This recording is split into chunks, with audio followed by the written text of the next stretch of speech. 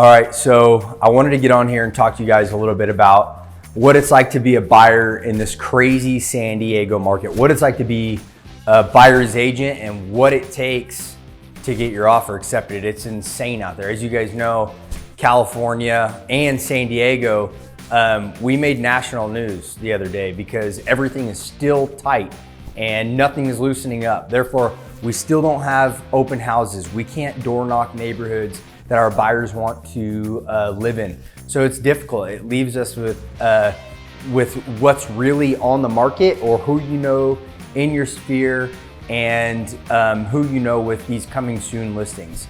So as a buyer, I can relate with you guys. I know what it's like because I do. 35% of my clients are buyers, 65% are sellers. So I know what it's like. Like, we list a property, we get 20 offers that come in. We only get to choose one, therefore we crush 19 families' dreams. It's hard, it's heartbreaking for us. None of us like to do it. But the reality of it, to become a strong buyer in this market, is you have to be willing to put your best foot forward. This is not the market to come in and haggle and deal and try and discount something $30,000, $40,000 off. The reality of it is that buyers are having to spend a little bit over asking and offer a free rent back for the sellers to have time to move out of the house. So there's all kinds of things that factor in what make a good offer for a buyer. So some of the things that I've been doing for my buyers in these multiple offer situations, and the reason why I know how to do this is because I also see very good, talented buyer's agents write these types of offers up on my properties, which is the direction we typically go with. In some cases, we're seeing a deposit. So your deposit is typically 1% of the purchase price of the home. So let's just say $600,000. That's about an average home sale in San Diego right now. It's 1%. So $6,000 is your EMD, your earnest money deposit. I would take a portion of that deposit, maybe half of it, $3,000, and make it non-refundable after the inspection contingency. So once your inspections are done, after the first week or 2 weeks, however you write that up in the contract, that $3,000 is automatically released to the seller, showing your serious commitment to this sale or transaction. Other things that make your offer strong are shortening your contingencies. So standard contingency timelines, you have appraisal that's 17 days, you have inspection that's 17 days, and then you have loan that's 21 days.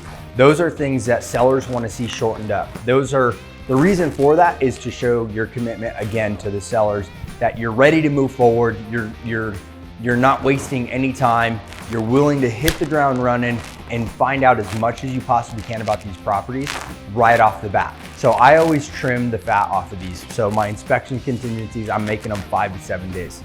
Appraisal's tough, but if you have a good lender that will hound the AMC down, and sometimes it's still out of our control, we change the appraisals from 17 days to 12 days. And then for loan contingencies, we typically ask lenders if we could do 21 days down to 17 days.